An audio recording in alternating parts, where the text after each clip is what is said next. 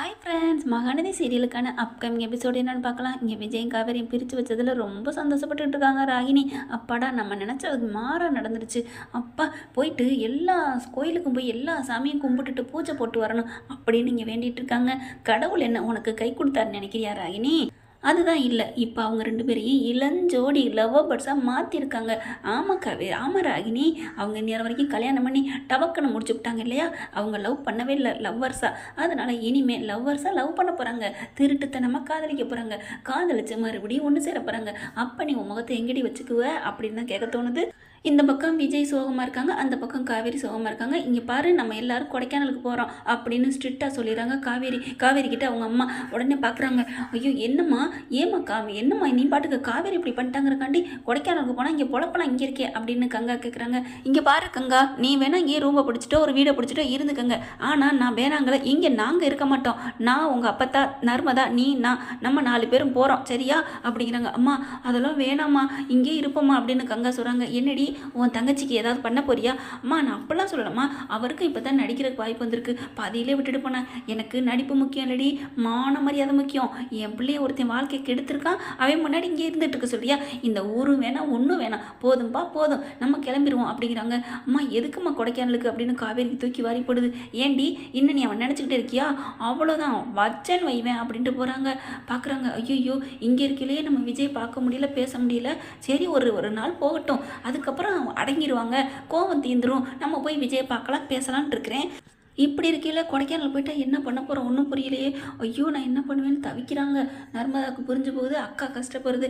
என்னக்கா கஷ்டமாக இருக்கா அப்படிங்கல. ஆமாடி, நான் மாமாவை விட்டுட்டு வர முடியாதுடி, மாமா மேலே நான் உயிரே வச்சிருக்கேன்டி. எனக்கும் தெரியும்க்கா, மாமா ரொம்ப நல்லவருக்கா, அவர் மனசுக்கு நீ லவ் பண்ணாமல் இருந்தால் தான் தப்பு. யாருதாக்கா லவ் பண்ணாமல் இருக்க முடியும்? அவர் அவ்வளோ நல்ல மனசு, நல்ல அழகு, நல்ல பாசம். எனக்கு மாமா ரொம்ப பிடிக்கும்க்கா, நீ மாமா கூட தான் சேரணும். இவங்க பேசுகிறானா நீ கேட்காத, தாய் சொல்ல தட்டாதுன்னு சொல்லியிருக்காங்க. ஆனால் இந்த மாதிரி ஒரு நல்ல விஷயத்துக்கு தட்டலாம். கணவனே கண் கண்ட தெய்வம்னு சொல்லியிருக்காங்களே, நீ அதெல்லாம் விடாதக்கா அப்படிங்கல. என் தங்கம்னு சொல்லி கட்டிக்கிறாங்க. அதுக்கப்புறம் எல்லாரும் தூங்கினதுக்கப்புறம் எப்படியாவது நம்ம புருஷனோட பேசணும் அப்படின்னு நினச்சிட்டு இருக்காங்க. நர்மதா என்ன பண்ணுது, இங்கே காவேரி என்ன பண்ணுறா, வேகமாக போகிறாங்க. பாத்ரூமுக்கு போகிறேன்னு சொல்லிட்டு, கிளவி என்னம்மா சரியான கிளவி, எங்கடி போகிற? நான் பாத்ரூம் போகிறேன் பாட்டி, அது கூட போகக்கூடாதா அப்படின்னு சொன்னேன். எங்கே கையை காமி அப்படிங்கிறாங்க. கையில் ஒன்றும் இல்லை. என்ன இப்போ கையில் இருக்குது? சரி போப்போ அப்படிங்கிறாங்களா. நர்மதா பார்க்குது, ஏ கிளவி, உனக்கு இவ்வளவு இது இருந்துச்சுன்னா நாங்கள் உன்னை விட 32 அடி பாய்வேன் அப்படியா அப்படின்னு சொல்லிட்டு, ஏம்மா என்ன சமையல்பா சமைச்சிங்க, வயிற்ற கலக்குது அப்படின்னு நர்மதா சொல்ல. ஏண்டி என்ன சமைச்சா? இது என்ன வெறும் சாம்பார் தான், முட்டை தான் சாப்பிட்டா, இதில் என்ன இருக்குது என்னன்னே தெரில, சரியில்லை, எனக்கு வயிறை கலக்குது அப்படிங்கிற. போடி போய் பாத்ரூம் போய் இரு அப்படின்னு சொல்கிறாங்களா பாட்டி. டக்குன்னு வேகமாக இருந்துச்சு ஓடுது. அப்பா அம்மா, ஐயோ வயிற்ற கலக்குதே அப்படின்னு சொல்லிட்டு, அக்கா காவேரி அக்கா வெளியில் வாக்கா, எனக்கு நெருக்குது அப்படிங்கிற. ஐயோ சரி 2 பேரும் இருந்துட்டு துணைக்கி இருந்துட்டு 2 பேரும் வாங்கடி அப்படின்ட்டு கிளவி என்ன பண்ணுது, போத்திக்கிட்டு படுத்துருதா. இங்கே என்ன பண்ணுறாங்க, கதவை தட்டினோன்னே காவேரி என்ன பண்ணுறாங்க, வெளியில் வராங்க. என்ன நர்மதா நீ உள்ளுக்க போய் என்ன பண்ண போகிற, நீ சும்மா ஏன் நிற்கிற அப்படின்னு நர்மதா கேட்க. உடனே காவேரி இருந்துட்டு, நான் சும்மா தான் இருக்கேன்னு உனக்கு எப்படி தெரியும்? நீ வந்தது மாமா கூட பேசலான்னு ஃபோன் எடுக்க ட்ரை பண்ணேன், பாட்டிக்கு பார்த்தோன்னே டக்குன்னு வச்சுட்டு வெறும் ஆளாக நான் பாத்ரூம் போகிறேன்னு வந்துட்டேன், கரெக்டா அப்படிங்கல. ஆமாடி பாட்டி பார்த்துருச்சு, அதனால தான் ஃபோன் எடுத்துகிட்டு வரல. ஃபோன் இல்லைன்னா படுக்க வேண்டியதானே, ஃபோன் இல்லைனாலும் பாத்ரூம் போகிறேன்னு சொல்லிட்டு அப்புறம் ஏன்டி படுக்கிறேன்னு கேட்க மாட்டாங்களா? டவுட் வந்துடும்ல, அதுதான் ஒரு 2 நிமிஷம் உள்ளார வந்து நின்னண்டி அப்படிங்கிறாங்க. சரி மறுபடியும் உள்ளரே போய் நில்லு, நீ உனக்கு வயிற்று கலக்குதுன்னு நான் சொல்லிக்கிறேன். என்னடி சொல்கிற? நான் உள்ளுக்கு போய் சும்மா என்ன பண்ணுறது, நீ தானே இப்போ சொன்னேன். அக்கா நீ எல்லாம் இங்கே பாரு என் கையை அப்படின்னு கையை கொடுத்தோன்னே கையில் இருக்கிறத பார்க்குறாங்க ஃபோனு.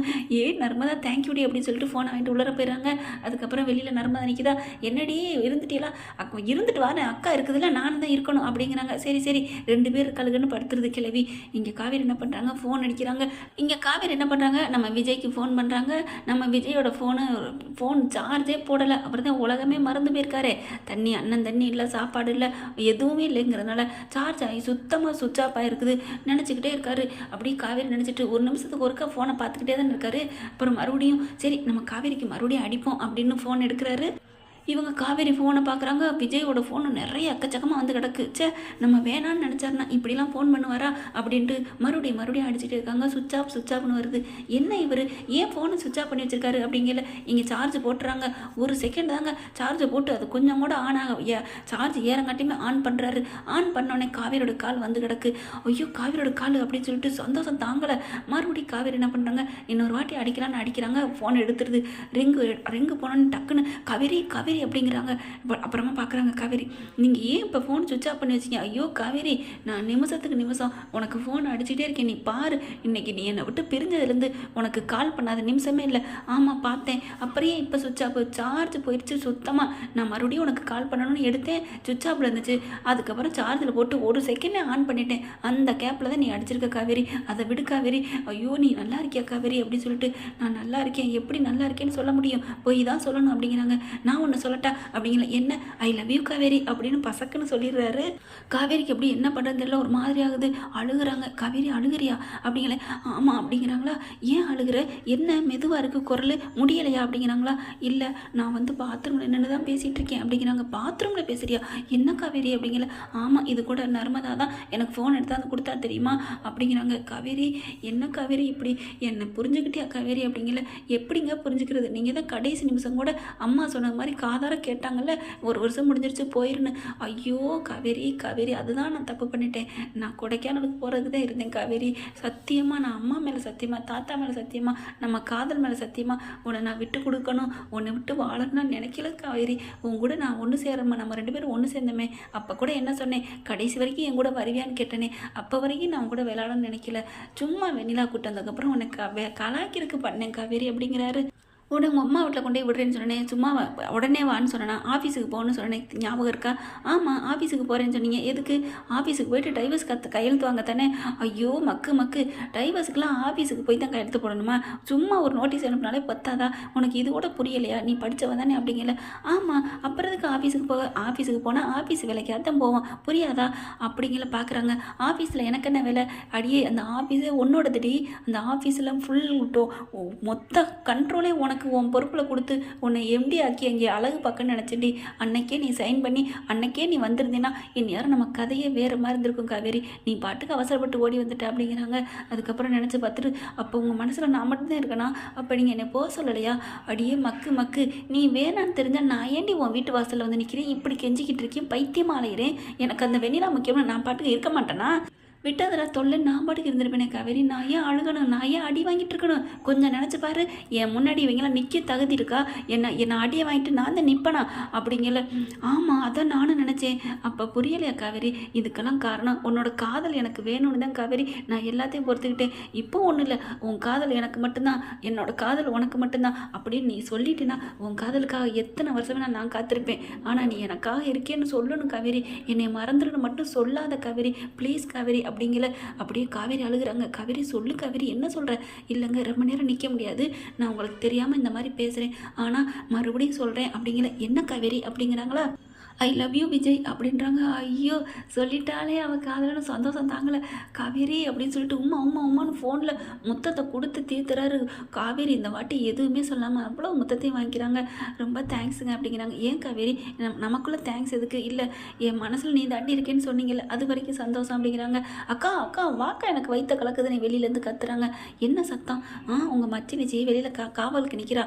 வீட்டில் யாராவது முடிச்சுட்டா போல இருக்கு, நான் வைக்கிறேன், பாய்டா புருஷா, ஐ லவ் யூடா புருஷா, உம்மா அப்படின்னு சொல்லிட்டு வேகமாக போகிறாங்க. டக்குன்னு ஃபோனை கையில் வச்சு அப்படியே ஜாக்கெட்டுக்குள்ளே போட்டுக்கிறாங்க. ஏன்னா நர்மதா கையில் இருந்தாலும் பார்த்து விடுவாங்க இல்லையா. அதுக்கப்புறம் நர்மதா உள்ளார போயிடுது பாத்ரூமுக்குள்ளே. சும்மா அப்படி அலப்பிக்கிட்டு தண்ணி ஊற்றிட்டு 2 பேரும் வராங்க. என்னடி 2 பேரும் என்னமோ பிக்னிக் போகிற மாதிரி போயிட்டு வரீங்க அப்படின்னு. கிளவி சரியான குந்தானிங்க அப்படியே கேட்குதா. வயிற்றால போயிட்டு வந்தால் மறுபடியும் வந்துச்சு, மறுபடியும் போனேன், அக்காவை துணைக்கி நிப்பாட்டிட்டேன், சும்மா நோய்ங்க அதை பட்டி, என்னமோ உள்ளுக்குள்ள சிதம்பர ரகசியமாக இருக்குது, உள்ளுக்க போய் நாங்கள் பார்த்துட்டு வர அப்படின்னு சொல்லிட்டு 2 பேருமே ஐஃபை பண்ணிக்கிட்டு படுக்கிறாங்க. அக்கா போதுமா, சந்தோஷமா ஹாப்பியா அப்படிங்கல. தேங்க்ஸ் செல்லாம் அப்படின்னு முத்தம் கொடுக்குறாங்க. அதுக்கப்புறம் அக்கா அக்கா ஃபோனை வைக்க மறந்துட்டியே. ஆமாடி இருந்தா வச்சிரு, கிளவி தூங்குதே தூங்கலையா அப்படின்னு பார்க்குறாங்க. நீ எந்திரிச்சு அது முகத்துக்கிட்ட மறைச்சிக்கோ, நான் போய் வச்சுட்டு வந்துடுறேன் அப்படின்ட்டு டக்குன்னு நர்மதா எந்திரிச்சு மறைச்சிக்கிறாங்களா.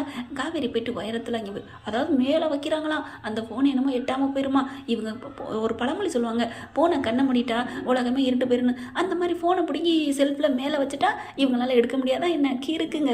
காதல் மட்டும் கரை புரண்டுட்டா இந்த உலகத்தில் சுனாமி எது, புயல் எது, கஜா புயல் எதுங்க, எதுவுமே காதலுக்கு முன்னாடி நிற்கவே முடியாதுங்க. அப்படியே தூளை தூசி தட்டிட்டு பொடியாக தட்டிட்டு போயிட்டே இருக்குங்க. கரம் சேர்ந்து போயிட்டே இருக்கும் 2 பேர் கரமும். என்ன ஃப்ரெண்ட்ஸ், நான் சொல்கிறது சரியா இல்லையா தப்பா அப்படிங்கிறத கரெக்டாக கமெண்ட் பாக்ஸில் சொல்லிடுங்க. இந்த பதிவு உங்களுக்கு பிடிச்சிருந்துச்சுன்னா உங்கள் பொண்ணான கையில் ஒரு லைக்கை போட்டு சப்ஸ்கிரைப் பண்ணிடுங்க. Thank you friends.